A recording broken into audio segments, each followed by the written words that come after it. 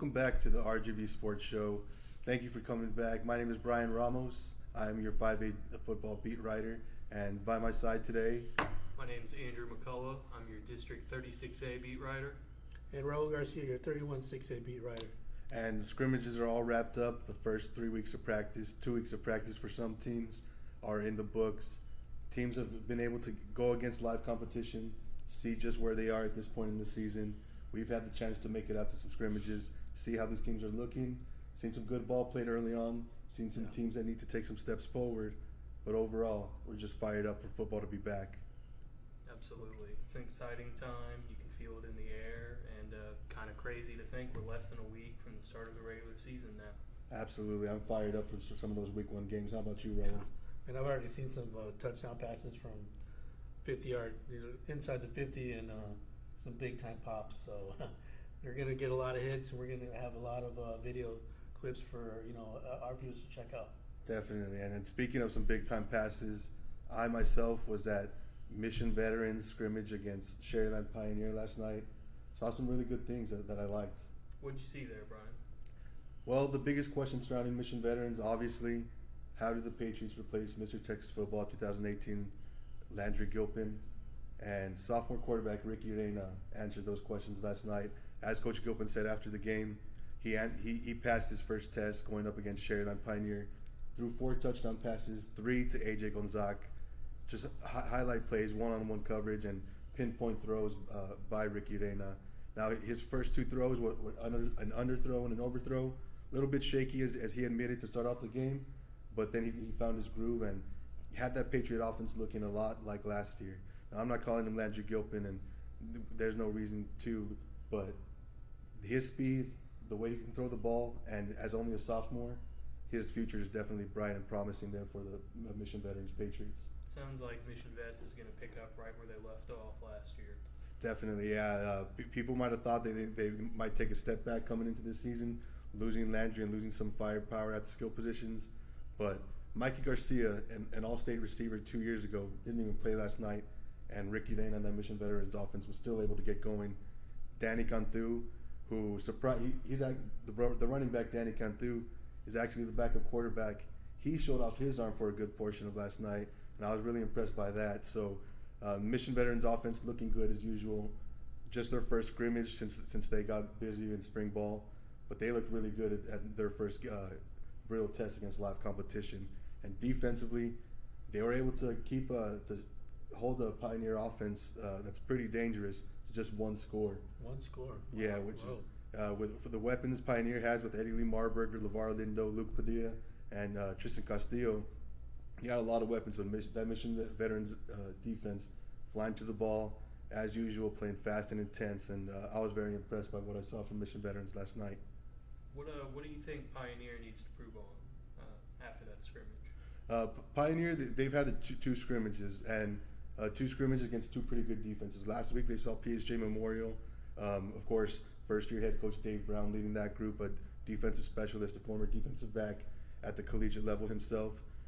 He had that defense playing good, but Pioneer was able to pull out that I guess victory in a scrimmage against PSG Memorial.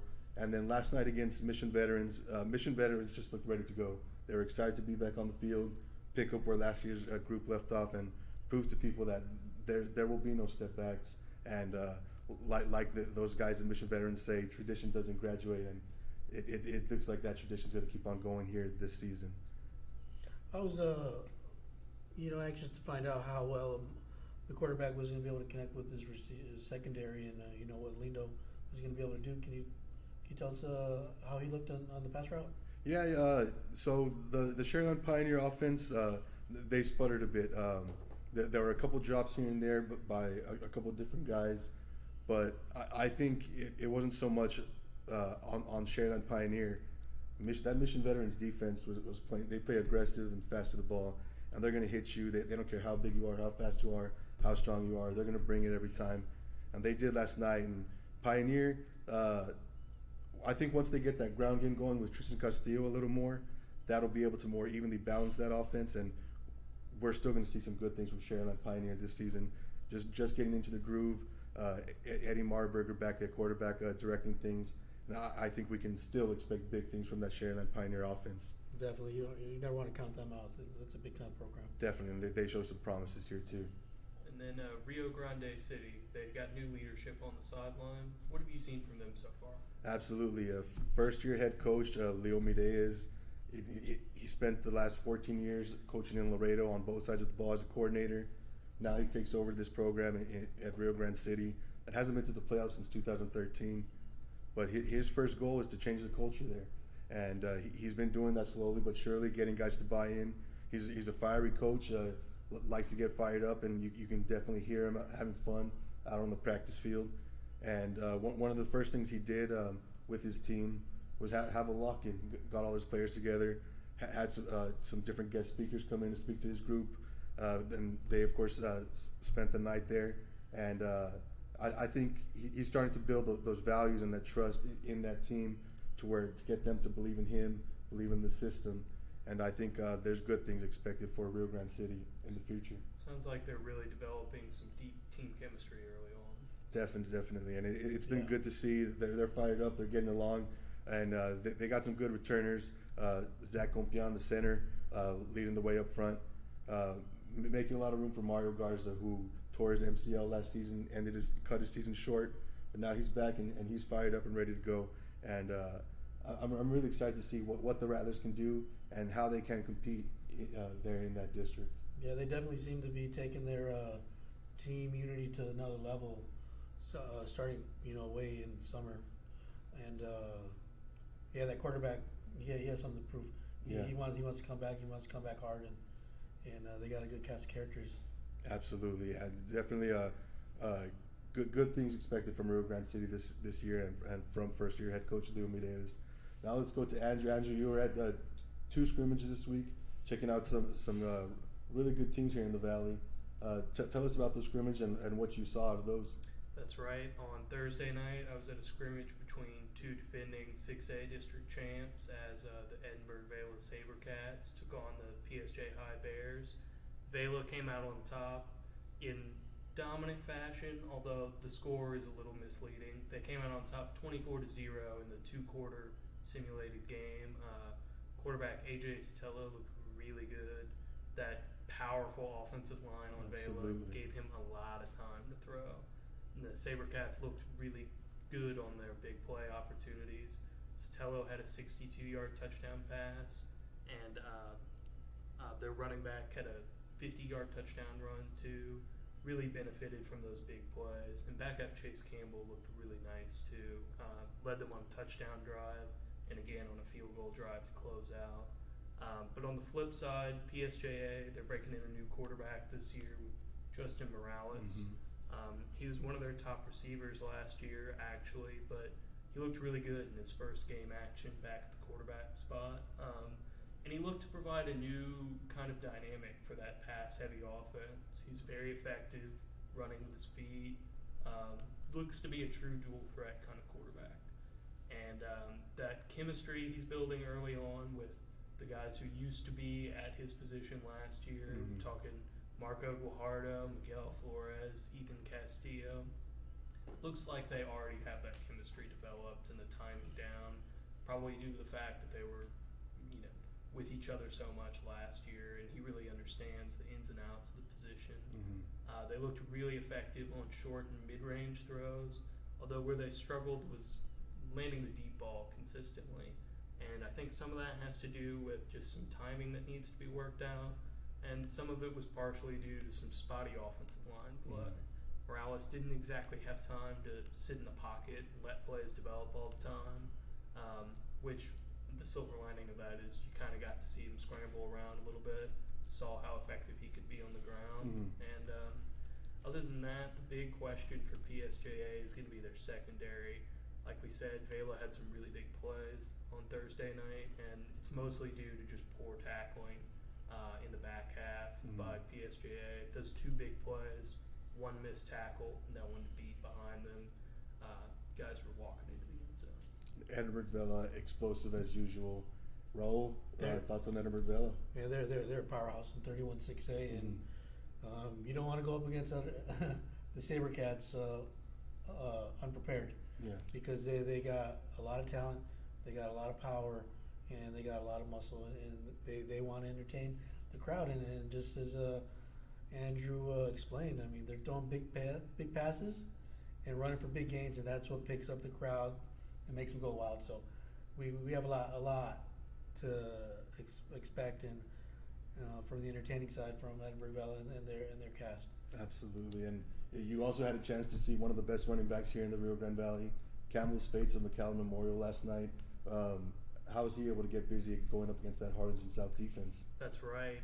Memorial got off to a little bit of a rocky start against Harlingen South. Their first drive of the game was a quick 3 and out after allowing the Hawks to launch a 9-minute touchdown drive, which was very slow, methodical, 3 plays, in a first down, very much piece-by-piece football.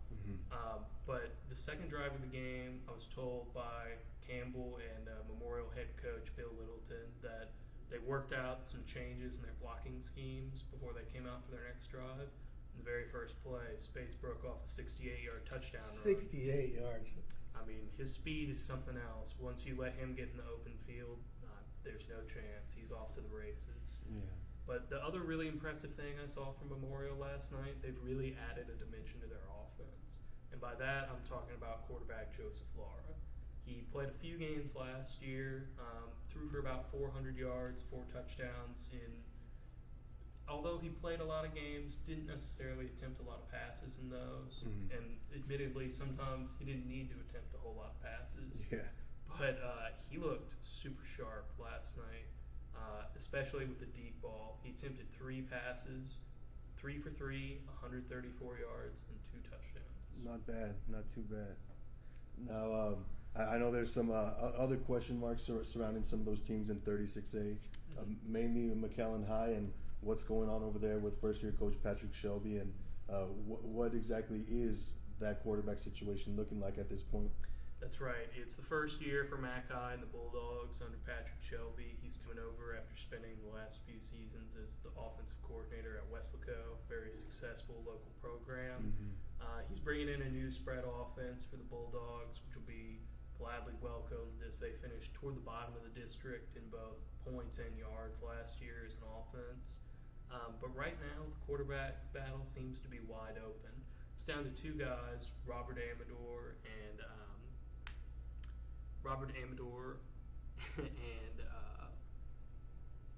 and Felipe Magana. Sorry. And the interesting thing about that is those guys were both all district at different positions last year. Magana, the punter, my apologies. Magana was their leading wide receiver last year. Amador, an all-district punter. So it'll be interesting how that shakes out. I caught up with Coach Shelby at practice this week, and he was a little non-committal on how they were leaning. Said they wouldn't make a decision before their scrimmage this past week, and said the decision wasn't likely to come before their week 1 game at Brownsville Lopez either. So I would really look for that one to shake out probably closer to the start of district schedule. And admittedly, it might drag on for most of the season too. But when I was out there on Wednesday, it did look like Amador was getting a majority of the first team reps for whatever that's worth at this stage. Nice. Interesting to see early at this point, but it's scrimmage season, now just getting into that non-district time, so this is the time to test those guys out, see what you got, and see what those guys can do, and if one of those guys will step up and be the leader at that quarterback position for that Bulldog team. Well, and I think regardless of who it is, they ought to be all right at the start of things, because Mac High has a big physical offensive line that should give whoever's behind the center enough time to operate in the pocket. And they got a big tight end in Ed Castillo, who's very effective run and pass blocking, and might be the team's best pass catcher as well. And then you've got a returning starting running back in Troy Martinez, who can help take a little bit of pressure off in the running game, and is also an able pass catcher out of the backfield. Nice. And now some really good signal callers there in 36A. Who are some quarterbacks to keep an eye on there as we head into week 1? That's right. Well, to start off, you would have to look at Isaiah Ronhell over at PSJ North. The senior came over from Edinburgh North last year, and he shined in his first opportunity as a starter. He threw for 1,700 yards, ran for 1,300, tallied 21 total touchdowns with his arm and his legs. He'll be dangerous. And then you also got to look at Jonas Ortiz over at McAllen Row. Maybe one of the names you haven't heard of as much, but he actually he's the leading returner in terms of yardage last year. Finished only behind Trey Guajardo and that pass-happy PSJ offense. Yeah, full of numbers. And then you also got to look at sophomore Jeremy Duran, who had a breakout freshman season, playing in just a handful of games for the Mission Eagles, led them to the playoffs, and amazingly, his best performance was his last one, throwing for over 300 yards and 4 touchdowns in a playoff loss to Laredo United.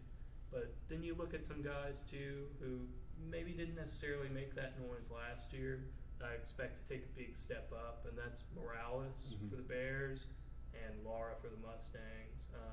Like I said earlier, Morales really looks like a dual threat. Really maybe the only true dual threat other than Ron Hell in this particular district. And Lara, man, if he can keep those deep balls up and keep that excellent timing with his receivers and tight ends, I really think that Mustang offense could be very dangerous this year. 36A football, some good ball being played in 36A, so looking forward to seeing those guys in action in week 1. And Raul, another team that was getting busy this past week, the Weslaco High Panthers and that potent offense. What are your thoughts on the way Weslaco High is looking? Well, Weslaco High was on the road. They went into Sam Stadium, and they were impressive right off the start. You know, they got a running back that you don't want to get in the way. You don't want to be getting in his way in Peyton Knob, because when he was given the ball, he was making the call, and then he was making up some big gains. And on the other side of things was Cavazos was a quarterback. He had a lot of time in the pocket, and he was throwing the deep pass, and they were converting, and they were successful on the road.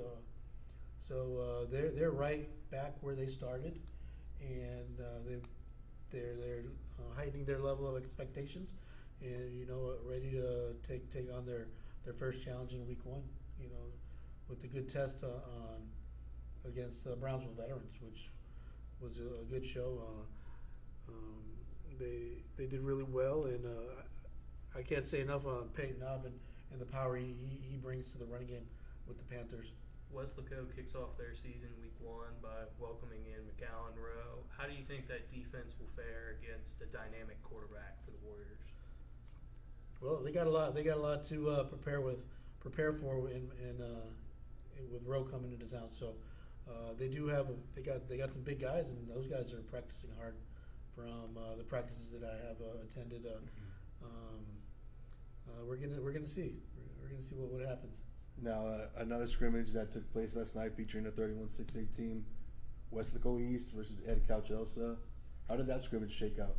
Wow, that was a good scrimmage, because when Weslaco East goes on the road, they got their good back that looks like they're going to be relying upon in Gio Guerra, and that guy's a streak, maybe even a little freak of nature, because he's streaking past his players, and he's even hurdling over his opponents, because what he did at Edcouch last night was just an entertaining thing. Anybody who loves football is going to want us to watch the Weslaco East Wildcats when they come into town, or if their team's coming into Bobby Lackey Stadium.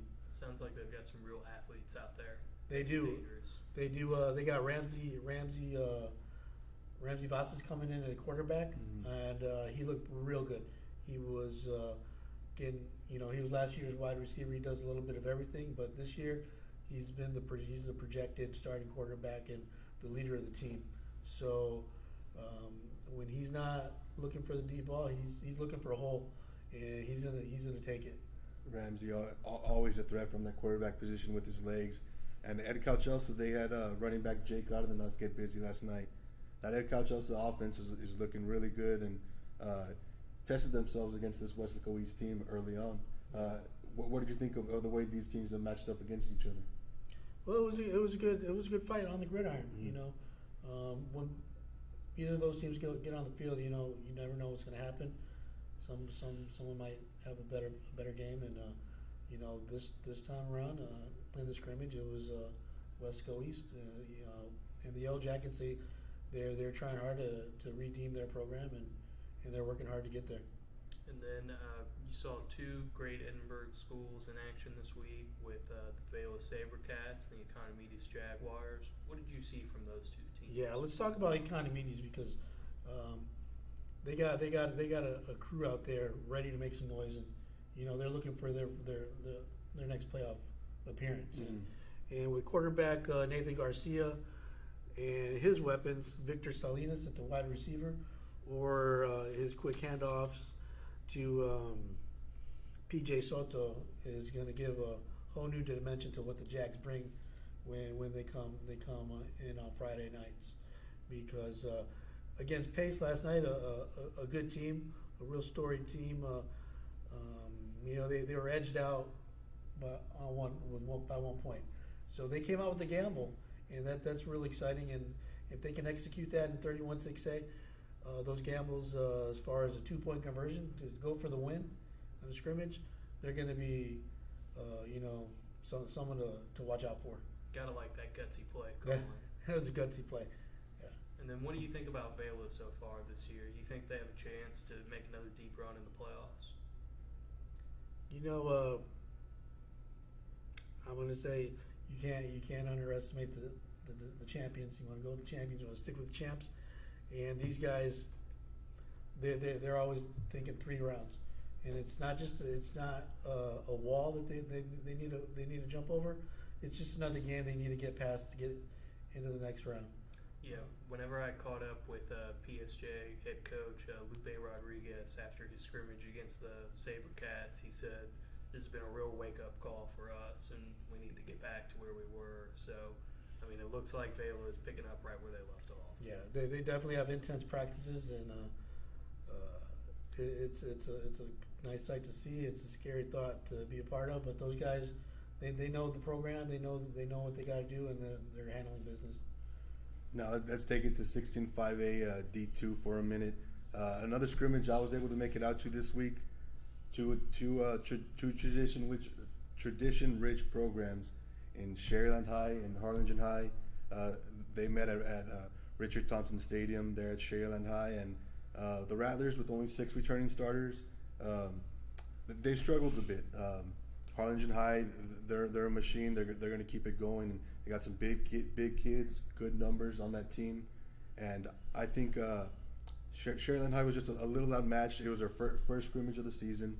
They got busy in spring ball, so it was good to see them get out there. But first-year quarterback Benji Valdivia did show some flashes. He's a tall kid, speedy, and can run, and was able to carve them up a little bit defensively. But offensively, Sharyland High, the Rattlers just seemed to shoot themselves in the foot a little bit, not do themselves any favors. And Harlingen High was really in control of that scrimmage. But head coach Ron Adame and the Rattlers, they're not about the scrimmages. They're not even about non-district games.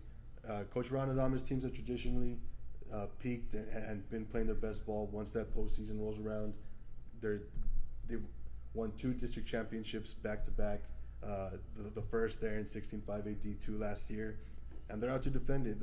They know that they're going to be counted out because they only have 2 starters on the offensive side of the ball back, 4 on the defensive side. But the Rattlers are ready to reload, and it's going to take some learning time. It's going to take some practice. But I think once 16-5A D2 district play rolls around, that the Sharyland Rattlers are going to be right there in the thick of things, competing for a playoff spot, and as they hope, winning their 3rd straight district title.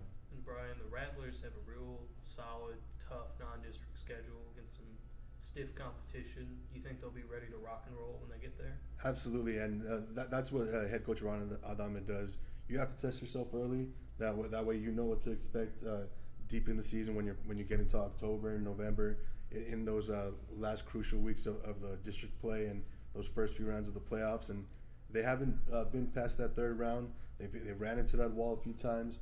This year they want to get past that. They want to get into that 4th round, and it's going to take some growth to get there. As every team does, they get better throughout the season, within every practice, within every game, week to week. So I expect Sharyland High to put things together, and while they might not look like world beaters now, we should expect them to get things going there in District 16 5A D2. Right on. Sounds like an exciting season ahead in Sharyland. Absolutely, yeah. There's definitely some big things expected out of Sharyland High and Sharyland Pioneer this season. Definitely. And then you saw Mercedes and Mission scrimmage also this week. What did you see from the Tigers and the Eagles? Yeah, Mission High, a strong team there at the 6A level and 36A, one of your teams, and they got busy with Mercedes, a team that has 16 returning starters. That's the highest number I've seen from any team here in the Valley. 8 on each side of the ball, which is you can't teach experience. That's something that you only earn. And this Mercedes Tigers team, they went 4-2 in District 16 5A D2 last year. Really competitive, got some really good guys at the skill positions in Alex Rincon, Josiah Cantu, and Sonny Vela there at the running back position. And those guys are going to play a big role in leading this Mercedes Tigers offense. They had a really good showing against Mission to go toe-to-toe with a team like that. I know it's early on and it's just scrimmages, but Mercedes with a really good showing, showing some promise this season. And the Tigers, with those 16 returners, they're not looking for just a playoff spot for a 3rd seed like last year. They're after a district title. They feel they got the weapons to do so, the returners to do so, the experience and the coaching staff with Roger Adame.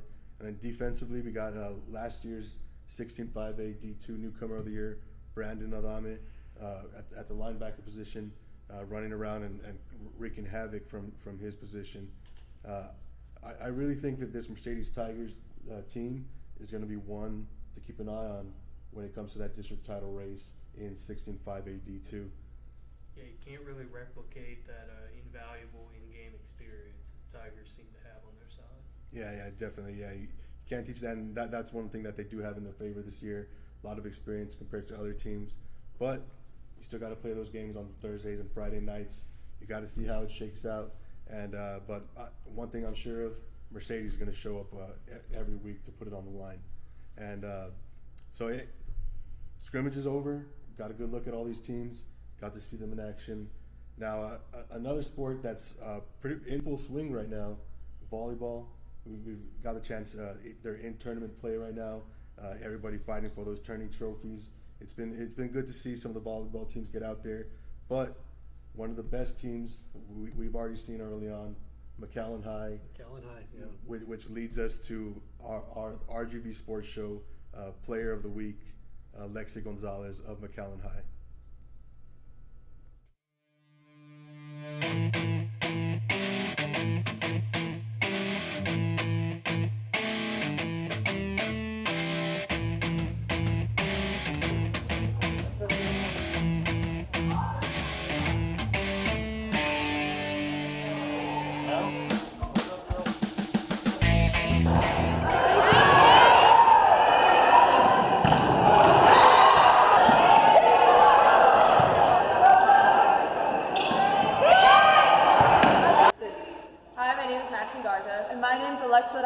And we're here celebrating Lexi Gonzalez, being named the Monitor and RGVSports.com's Athlete of the Week. So to start off, by representing Mac High Volleyball, what do you think are your biggest goals for your senior season?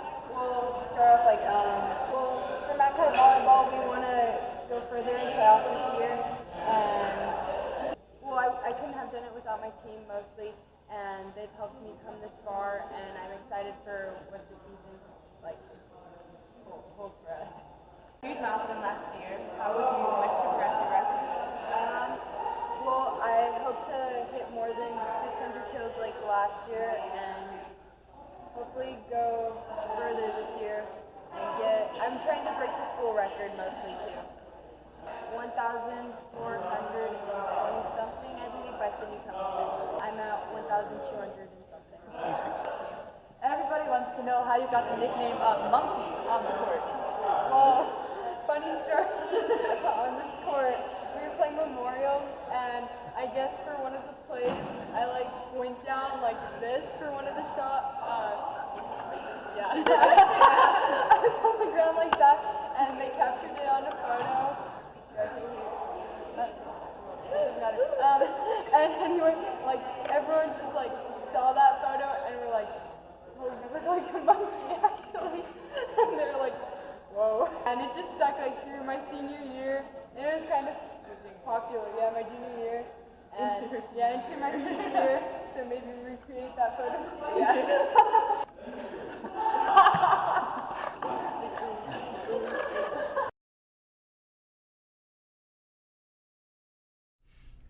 Mac High continuing to excel on the volleyball court. That's expected at this point. They're a powerhouse, and district just 2 weeks away for volleyball.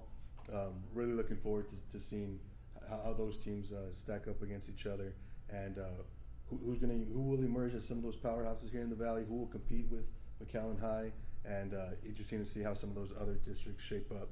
Yeah. Now back to football for a bit. We're going to take it sub 5A football. A team that I've had the privilege to watch, and Andrew's had the chance to go out and visit, the Hidalgo Pirates. Andrew, you had a chance to talk to Coach Stumball. Why don't you tell us about the Pirates? That's right. I caught up with third-year head coach Monty Stumball, and he was very optimistic about the Pirates' chances this year. He's in his third year now, and he took them from no wins in year one to 2 wins last year, which matches their highest total in a long time. And it really looks like the Pirates are ready to take a giant leap instead of a next step. They got a dangerous offense with quarterback Angel Lopez. And Coach Stumball really stressed that the biggest challenge so far has been trying to change the mindset there. Hidalgo, traditionally not necessarily known as a football town, more soccer and baseball heavy, but Stumball has gotten his players to embrace the fact that they can be a football town just like anywhere else. And he's had some stops in some classic Texas football towns like Port Isabel, Cuero, who racks up state championships, and out in Midland in the peak days of Friday Night Lights. So he's done it before, and it looks like they're on track to do it again. Their first scrimmage a week ago, they shut out La Jolla Palmview, a playoff team from last year, and in their own words, they ran the score up on them. So, and I know you had the opportunity to see them scrimmage this past week. What did you see? Absolutely. I saw them against another team from that District 16 5A Division 1. And they held their own. They got some players that go on both sides of the ball with the smaller numbers there in 4A, but they performed just as well throughout the entire game, able to beat PSG Southwest in the controlled part of controlled game portion with 2 quarters. Hidalgo won on the last second throw with 8 seconds left in the game. Really good to see Hidalgo take some steps forward, and the ability to compete with those 5A programs. It's obvious what they're doing. They want to test themselves early, and they're going to. And I know they open up week 1 with the test against the Valley View Tigers. A bit of a rivalry there, so going to be interesting to see how that one shakes up from a sub 5A team. Yeah, whenever I caught up with their team earlier this week, defensive back / wide receiver Gustavo Sanchez and Lopez, their quarterback, they didn't mince words, and they said they're out for blood against the Valley View Tigers. They got beat in their home stadium last year, and they're ready to go on the road and take care of business this year. And I mean, they've got high expectations this year, guys. It's not a improve from last year or make the playoffs or even win a district championship type goal. They said in no uncertain terms their goal this year is to go 10-0. And they're particularly gunning for La Feria, the district champs there, who are, one of the best teams in all the Valley. So it'll be interesting to see how that swagger and confidence and, an experienced team now will transition. Absolutely no love lost between Hidalgo and Valley View. And another sub 5A team that we had a chance to watch, the Progreso Red Ants. Raul, I know you were able to catch their scrimmage against Valley View. How are the Red Ants looking, and what do you think of that Valley View team as you got a chance to check them both out? Yeah, we got a good feature coming up on the Progreso hosting the Valley View Tigers. You're going to enjoy this because the Valley View is something else. They came in with a lot of swagger. They came in with a lot of power. And let's check out the clips.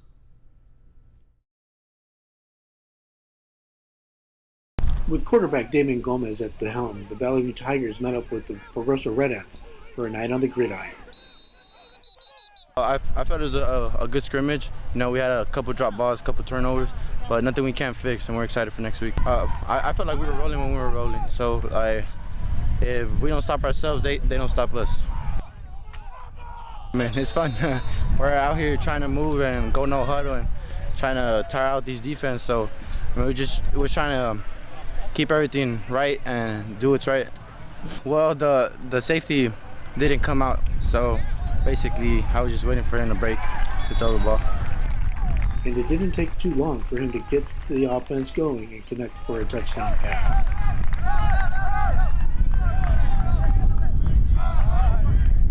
We're out here getting better, and we're going to get ready for next week.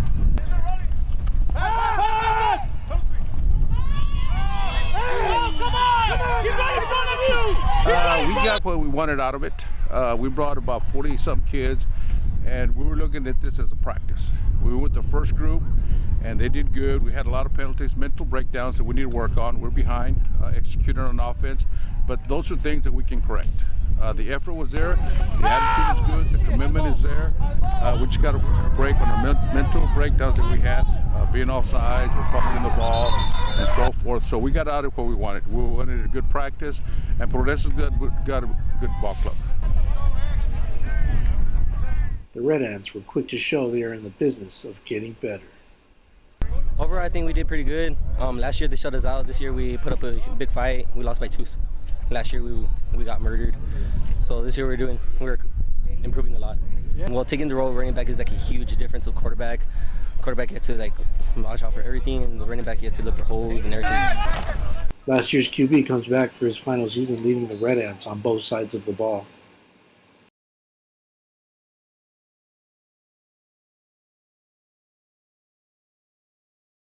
It felt pretty good because he's just barely beginning. He's been JV all his life, and he did a really big play, which led us to score. Brian Cabrera intercepted to position the Red Ants for a score.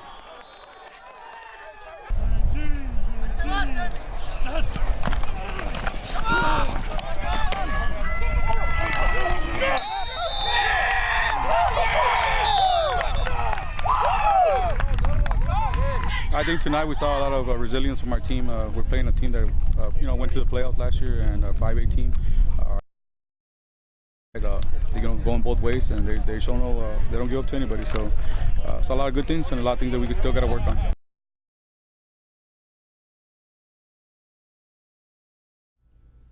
Good to see Progresso and Valley View getting after it on the football field. And now for a little fun with some football. Last week we ran Mission High's player interview where we had some fun in media days, put the mic in the players' hands and turned one of them into a reporter, and they had the chance to ask their teammates some questions and expectations and what they're thinking coming into this season. And we had some fun with this group from La Jolla Palmview. Freddie Florida's on the mic, an absolute natural at it. Might be coming for our job soon, fellas. But we really liked what we saw out of La Jolla Palmview and the fun that they were able to have in this interview. Here it is.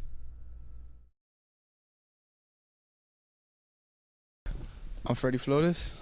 I'm the safety here at Palmview High School. Here we have the mighty Palmview Lobos behind me, you know what I'm saying? Wearing number 88, Jerry Galvan, 6 foot, but he can't catch, but it's okay. We got 74 coming back, China Lyman, big body. Over here, got Adrian Diaz, barely going to the receiver. He's a good body though. He's gonna be all right. Go to the back. We got Pablo, returning linebacker. This guy's scary. Look at that face. Scary. Say hi. What's up? That's what I said. So I say we got Arjona over here. Carlos Arjona right here. That's enough out of you. All right, we got David Gonzalez coming in at quarterback. I'm gonna have a question for you later, okay? Just remember that. Carlos Peña, another body that can't catch. He's a speed receiver though. Caesar slot. fan. What'd I say? That's Carlos. Oh, I said Carlos Peña? Yeah. Yes. My bad. Okay, we got Carlos Peña at running back right here. He's real quick. I'm telling all the other teams out there, beware. Caesar Peña, receiver that can't catch. All right, we have a question for the quarterback. Up, bro. Last year we had a godly quarterback in David Flores. Now you're David Gonzalez.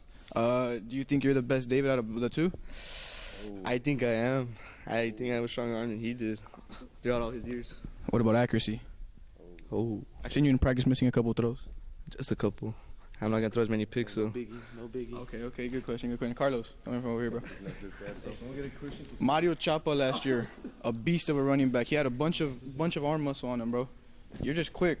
What do you say? Still better. Yeah, short into the answer. I like that. Gina, how many pancakes did you have last season? I don't even know. Too many to count. I told you that's a scary guy. Hey, many more to come? Yes, sir. I like that. Pablo. Damn, no, I know quarterbacks hate you. Hey, you're hitting them all the time, right? How many times are you going to hit them this year? How many? About 100? 150? Yeah, maybe. 200? Yeah, even I 200. like that. Adrian, get over here, Brody. Now, you were on defense last year. Now you're moving to receiver. Why? You know, you're still going to be seeing me on the defensive side with you. We're going to make some big plays. You already know what it is, but I got to go to receiver because they need help on the offensive side. You dig? All right, get out of here. All right. Carlos, how many sacks do you think you're going to get this season, bro? I don't know, maybe 5 or more. 5, bro. You can't say 5. No, per game. Oh, sure. Okay. Hey, I like that. Jerry, over here. What? Big fella, bro. Scoot down. They can't see you, dog. You're making me look short. Hey, I'm 5'10". Don't get it twisted. You know what I'm saying? Okay, so we're out here with Jerry Galvan again. Hey, how many touchdowns? As many as God will give me. Why you gotta be so humble, bro? What's being humble? Stop being humble. Give him like 20 touchdowns. How many interceptions? Too many. That's all I'm saying. And that's Freddie here from the mighty Palmview Lobos. See you later.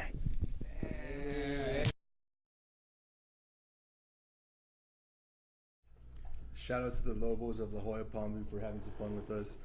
Good to see, and really enjoyed that interaction there. Definitely. They're coming out to make a statement, and they talked about it right there. Definitely. Now, well, that wraps up the second RGV Sports Show of this football season. We appreciate you joining us. And one last thing, coaches, players, talk to your coaches.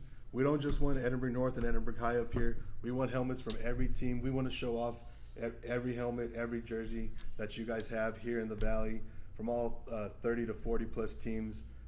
Guys, give us an old helmet, give us an old jersey. We'll get your helmet up here, showcase your program, and show off what it looks like.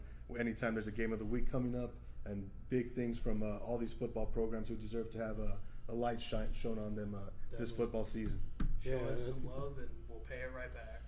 Yeah, we'd like to see the Tigers up here and maybe a memorial helmet. Definitely. So, coaches, we're going to be bugging you. Let's get those helmets. Let's get your helmets up on this table. Let's get those jerseys going. Well, and so that's going to conclude this show. You can follow us on social media at RGV Sports, and you can catch the podcast on iTunes. Thank you for joining us. We'll catch you on Wednesday.